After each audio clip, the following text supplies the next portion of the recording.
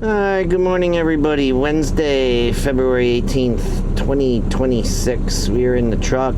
We got it warming up. We started our paperwork for today. All we got to do is go out and do a pre-trip, and then we'll get ready to roll. Today we have 3 red barns down to Fogelsville. So a little bit shorter of a day. If the plant's running good, we'll get done in a nice time today. If the plant slows down, then of course it'll take a little bit longer. But I talked to one of the drivers this morning, and he said things were going pretty good at that point in time. But you never know. I mean, sometimes the silos fill up and we gotta wait. It all depends how many trucks get in there at a certain time and so forth and so on. But part of the job, deal with it and move on. But anyway, we're fixing to get ready to go here after we pre-trip the truck, and then we'll talk to you throughout the day.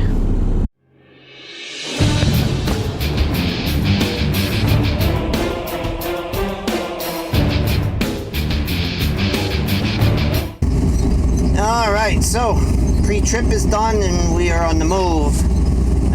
As you can see, kind of a foggy gray day today, and we're going to get something different we haven't had for a while, over a month. Rain. I don't know when it's going to start, but it's supposed to rain today. Right now it is 36 degrees, so it is above freezing already right when we start. We've had a mild stretch. A lot of the snow has melted, but as you can see, we've still got snow cover, so it shows how much snow we actually had on the ground for the past 3 weeks. That we had quite a number of days that were in the 40s. Most of them were cloudy, but a few of them had sunshine, and while it knocked it way back, it's still here. You can see there's some bare spots on the hillsides now that opened up, but by and large we still have a snowpack despite all the warm weather we had. But we're supposed to get rain the next 3 days of varying intensity. Friday I think they want some heavy rain though. Hopefully it'll wash the salt off the roads, because they're just a mess right now, because they've been below freezing for so long and we hadn't seen any rain. It was all snow, so they just kept pouring salt on these roads, so they are an absolute mess. So we need a good heavy rainstorm to kind of wash the salt down. So we're making our way out. Don't know what kind of day we're going to have. Like I said, off and on rain. I don't know if it's going to be a drizzly rain or if it's going to be an actual raindrop rain. We'll see, but at any rate, we need it. All right, so I got to the red barn, and there were 2 trucks there, one loading, one waiting to load. That means I would sit there for an hour before I would even get to push the start button on mine. So we are going up to the Tamaqua location. Yes, it will take a little time to get up there and hook up, but it'll be less time than if I sat here for an hour. It may be only 20 minutes to a half hour longer to go up there. So I'm still shaving 30 to 40 minutes off the wait time by going up to the other loading location, because it takes a straight up half hour to load one of those 8s. It takes 20 minutes to load one of my 6s, but it takes a half hour to load up one of those 8s. So now all we gotta do is make a left out of here, but with an empty wagon, as long as I get a decent enough brake, I'll be able to do it. Just gotta watch the cross traffic. Looks like I got a shot at it. Nothing coming either way. Little bit of wheel slippage there because I don't want a lollygag coming out and want to get kind of going. But so yeah, we're only about 10 minutes away from that Tamaqua well, so it's still going to save time by going up there and loading my first one up there. So that's the plan for now, and then we'll get the next 2 out of this location, because the one guy is going to be going home. This will be his last load. The other guy may be the same thing. They may both be on their last loads.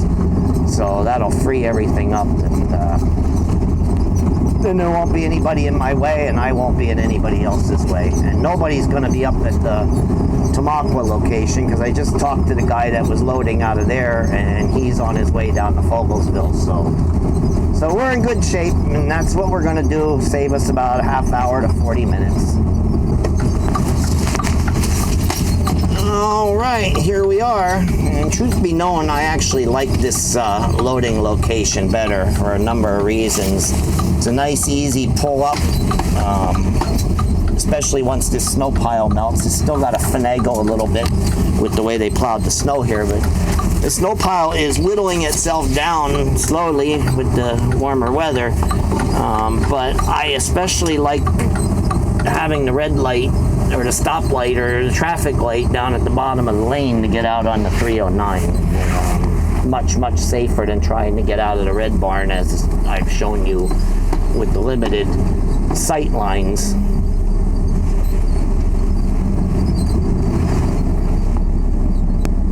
Still can't get on it quite straight. So I just pull up and then back up in the position.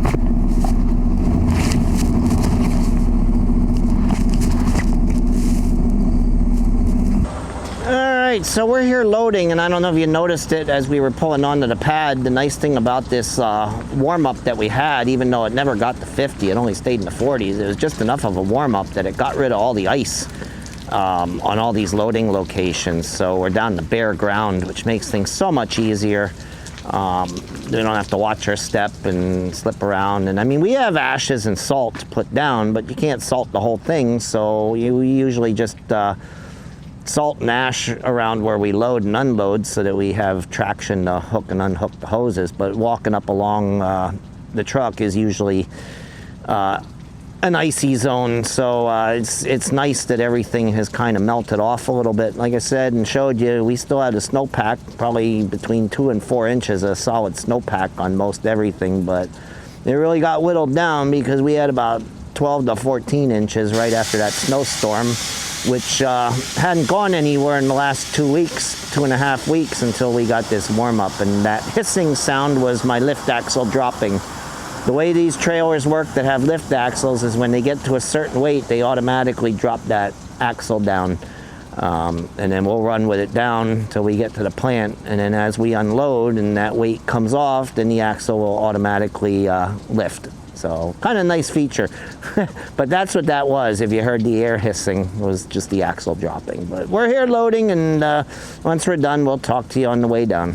Alright, a couple videos back I showed you the creek that runs along the road here.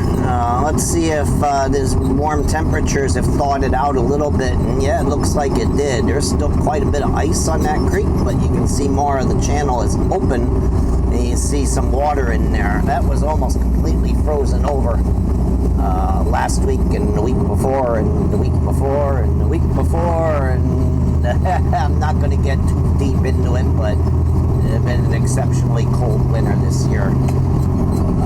But yeah, it looks like it's starting to thaw out just a little bit, and I guess these next few days temperatures are going to stay in the 30s and 40s, and so that channel might open up more and more each day. Actually, it looks like the water is flowing on top of the ice. So I don't know if the snow melt is actually making the water level rise, which is putting water on top of the ice, or what it's doing, but it looks kind of weird. Had a weird yellow tint to it. I don't know, we get any heavy rain, the rest of this snow melts, there might be a little bit of a flooding issue, but that's part of what happens in late winter and early to mid-spring. If you get a snowy winter, once it starts warming up, then we have a flood possibility. So, but anyway, we are climbing up this hill here, and we can lose some speed, put the 4-ways on until we get up top, and then we'll roll again. Alright, so like I said, we were close to the plant, so here we are. And we'll see what we got in here on this first load. What I'm curious to see is those guys that were at the Red Barn, one in the Kenworth, one in the Western Star, see if they're both here or if only one of them's here. If only one of them's here, then I certainly made the right choice in going up to the other well. And I see the guy in the Kenworth is just leaving now. And he was loading first, and then the Western Star guy would have loaded after him, and then I would have loaded after the Western. Oh, he's here. but I don't know how long he is here. Sorry, I unbuckled the seatbelt at over 15 miles an hour, so it's gonna ding at me till I slow down here. So another one vacated the pad, or there's, looks like all 4 of them are open today. Oh no, wait, what are we doing here? What are we doing here? What is he doing?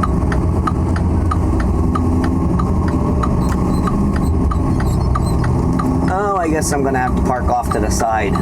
I thought he was leaving. He had just coming in and turning around. All right.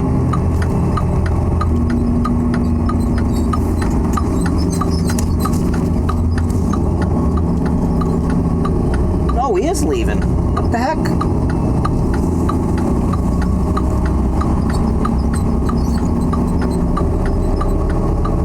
He spun around and went out that way.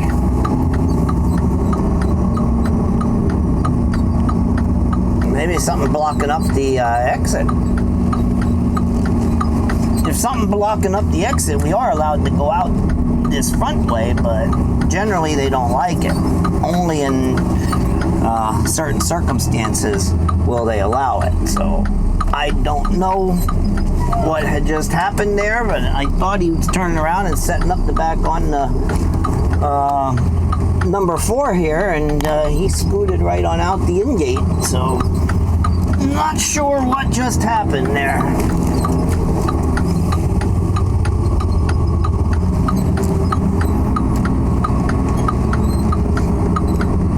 Laser guy in a little bit of a hurry. He kind of pushed on me a little bit, but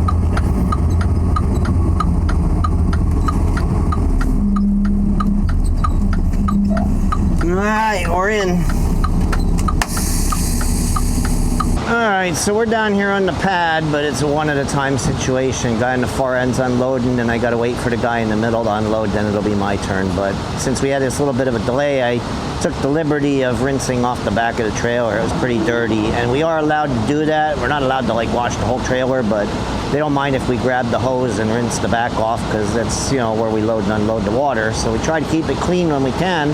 If it's well below freezing, then they shut the hose off and we can't do it. But now that it's above freezing, the hose is turned back on. We're allowed to rinse it off. So rinsed off the back of the truck, cleaned up a little bit, and then just wait our turn, and then we'll talk to you more when it's our turn to unload.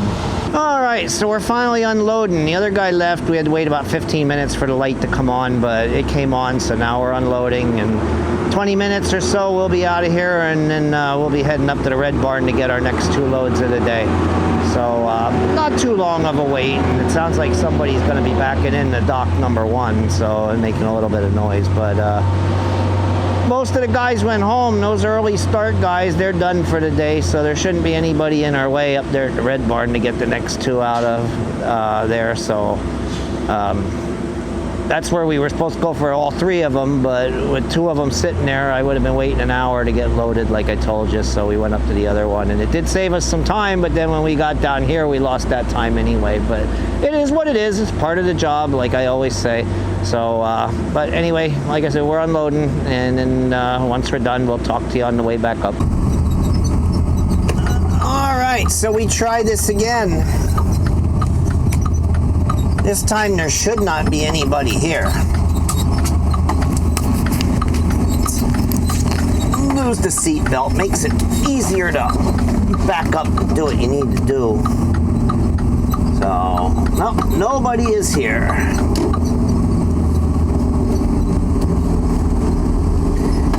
And until I actually have to use the other one, I'm going to use the one I've gotten used to and am more comfortable with. I'm getting good at knowing where I need to set up to get the hose to reach the truck, usually. But now that I said that, I'm probably going to screw it up. We'll see. Maybe not. Like I said, the thing is you got to get so close to those little concrete walls that if you slip and go too far, then you're going to hit the thing and knock it over, because it's not very sturdy. It's only like about a 3-inch thick wall, so I've got to watch where I put the truck. That's the only thing. Sometimes I have to go back there and I realize I'm not close enough and then have to push it back a little further. So let's see what we got. Alright, so one of the other things about winter time is how disgustingly messy the interiors of these trucks get. So, if we have another delay down at the plant, I'm going to pull that mat out and use that hose and rinse that thing off. Finally. It doesn't pay to rinse it off when it's wet and sloppy every day, plus it's too cold to actually do it, and the hose is turned off. But the hose is turned on because I rinsed the back of the truck off. Then we get down there, I'm gonna pull that mat out and rinse that off a little bit. But we're here, we're loading, nobody was here, and at least it's comfortable enough to talk to you guys outside. Not that I do a lot of talking on these selfie segments, but the last time we were up here, it was pretty dang cold and windy out, so I did most of my recording inside the building in the little office there. But it's not bad. It's cloudy out. It's 40 degrees, so not a terrible day. I'll take this. It'd be nice if the sun was out, but I'll take the 40 degrees. 40 in the winter time is not bad. 20 with a wind chill is bad as far as I'm concerned. So I'm not really complaining too much about this. Don't need the cold weather tools, the spray alcohol, the hammer, the torch, none of that stuff. Basically just get out the truck, uncap it, hook it, and do what we need to do and go. So much less hassle when the temperature's above freezing. But we're loading up, and I guess we'll talk to you more later on in the day, going down there and so forth and so on. All right, almost down here to Fogelsville. I was going to talk to you back a little farther. Actually, I was going to talk to you coming down off the easy side of the mountain, as I was going to call it, because of going downhill. But I got a phone call from a guy I wanted to talk to yesterday, and he didn't call me. He didn't answer, and he didn't call me back yesterday. He called me this morning. He had a problem with his dog with a health issue, so he didn't come to work. He had to go to the vet, so he was returning my phone call from yesterday. Very good guy, one of my better friends here at the company, and so hopefully he's okay and his dog's okay and all that stuff. But we are here, or not almost, we are almost here. We're here by the Weiss Shopping Center, and we got my least favorite light green, the one back there that we just went through. That one irritates me when it turns red on me. This one don't bother me so much because this is kind of like the main road. That other one's an auxiliary road, and sometimes it screws you up big time. But this light, I don't mind so much. And theoretically, I could probably be in that right lane, but over the years, I've learned that down further, we got to make a left to go into the road that gets us to the plant. And depending on the time of day and how heavy traffic is, sometimes if you're over in that right lane, nobody wants to let you move over to the left, and then you almost get hung out to dry and have to drive past it and find a place to turn around. So there's 2 lanes here. I just stay in this left lane all the way through, and that way nobody can shut me out. So, but now we got the Tillman Street light red here. Sometimes we skate through here pretty good getting them all green, but this particular go around looks like we're going to get them red, because the one down there by the freeway is green, which is now just turning red. But we've got to wait for the Tillman Street cross traffic, then we got to wait for the 2 arrows, and then we'll go. So I guess we'll just talk to you at the plant, and hopefully things improved a little bit from the last time we were here. All right, we are backed onto the pad, and we are in a holding pattern. The guy to my right is unloading as we speak. The guy to my left still has to unload, and then it will be my turn. Seems like there's about maybe a 10-minute wait between trucks until the light comes back on, so we'll see how it goes. Looks like this guy to my right might be done. Maybe the guy to my left will be able to start soon, so I'm gonna get out and check and see what's going on. But yep, the guy to my right is leaving, so he is done. So we're gonna see how long it takes for a light to come on for the guy to my left. So we'll talk to you in a little while. All right, we are empty. It is 2:41. We got here at 1 o'clock, and we are finally empty at 2:41. So an hour and 40 minutes we spent here. We were here only an hour on the first one, an hour and 40 minutes on this one. So we got to go up for load number 3, and hopefully it gets a little bit better. Now, I don't know if is this guy repositioning, or is he going to let me go, or sometimes they will let us go first. Looks like he's going to back up. All right, we'll let him go first. The last time I was in here, if you remember, he motioned me to go instead of me waiting on him, but I don't think he knew I was back here. If he'd have known I was back here, he might have let me go. But the guy that runs this goat is a pretty good driver. Some of the others that drive the day cabs struggle a little bit, but he's good. He knows what he's doing.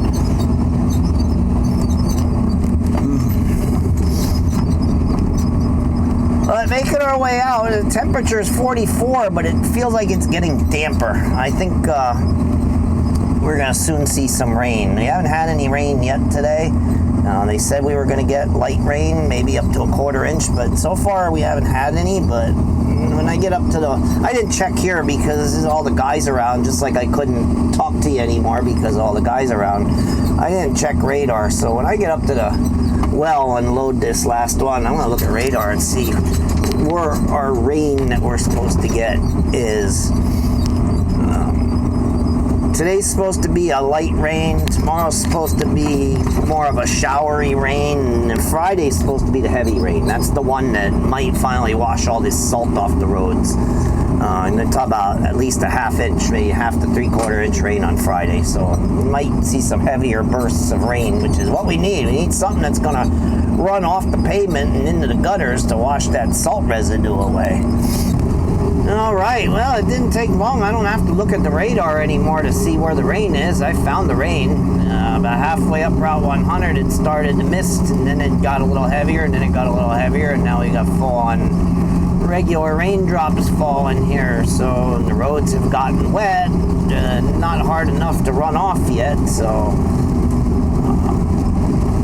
but it'll start working on cleaning these roads off. This is what we need. We need some rain. We don't need any more snow. So it's kind of actually weird to see. I mean, for the last month, what the heck? Oh, what do we got going on here? Surprise, surprise.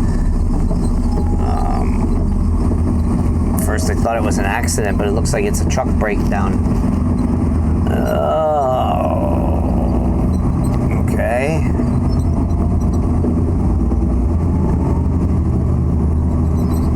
I guess they gotta swap tractors out there.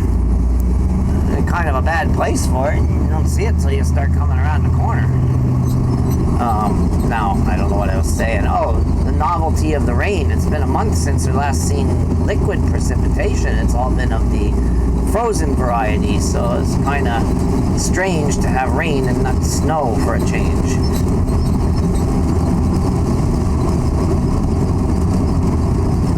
But between the rain, the fog, and the somewhat warm temperatures, should start melting down some of this snow too, but the temperature went down 5 degrees. Once the rain came, it went from 45 to now 39. It was 40, now it's 39, so that's kind of known as dynamic cooling. Surface heats up, and then the upper levels are a little bit cooler, so once the precipitation starts to fall, the surface temperatures drop by a few degrees. So now it went back to 40 again. But the fog did lower and thicken a little bit. The camera doesn't show it as good as the naked eye does. I'm gonna wonder what it's like up top of the mountain. It may be pea soup up there now. If the cloud deck itself lowered, then the top of that mountain is going to be in pea soup fog. So we'll see. All right, so we're back on, hooked up, and loading up. Load number 3 to take down there. Hopefully the plant's going to run a little bit better, but usually once it goes to one at a time, it kind of stays there for most of the day. So it is what it is, but it would be nice if we could get in and hook up and get right out, but it's not always that way, and we deal with what comes. It's better than being a reefer driver and sitting for 6, 7, 8 hours in a dock waiting while they unload it, count it, sort it, check it in, and all the good stuff that they do at a grocery warehouse. So sitting down there for 45 minutes to an hour waiting to unload is not a big deal to me. But either way, still hope it gets better instead of worse. But so we're hiding under this overhang here. It's raining. It's more of a mist now. It backed off from those bigger raindrops already, but still a misty drizzle. So we stand out there by the truck. We're going to get wet, so we came under here. So, but anyway, we're going to go back in and watch the meter. That way we can time it if it starts to flow over or not. They're set up pretty good that they don't flow over, but every once in a while, there might be a little residual left in the tank that wasn't there before, and so sometimes she'll kick over a little bit, and then we'll manually shut it off. But anyway, so we're gonna go inside and relax while it finishes doing its thing.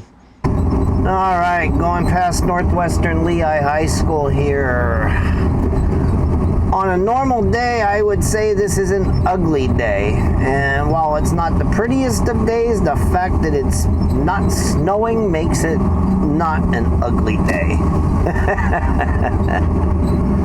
But yeah, the fog and mist and everything else, to most people this would be a rainy, dreary, gray, dark, ugly day. But this time of year, any day that it's rain and not snow, to me,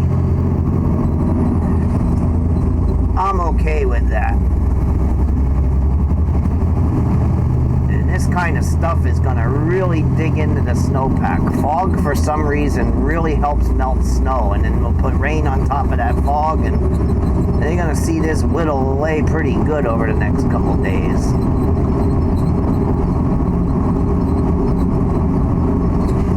So anyway, making our way down with the third one of the day.